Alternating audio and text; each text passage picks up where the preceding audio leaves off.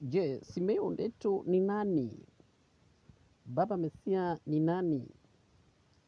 Tukiendelea nitanukuu maneno yake Baba Simeo. Maneno yake Baba Simeo tarehe 24 mwezi wa 9 mwaka wa 1972 saa 6:30 mchana Makindani, Mombasa, baada ya ibada. Alisema, kuja kwa mwana wa Adamu duniani ni kulingana tu na alivyokwisha tabiriwa.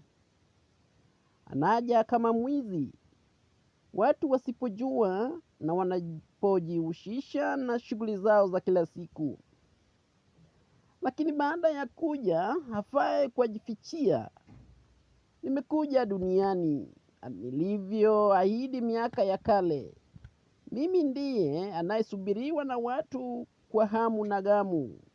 Lakini nimejificha tu humu miongoni mwenyu.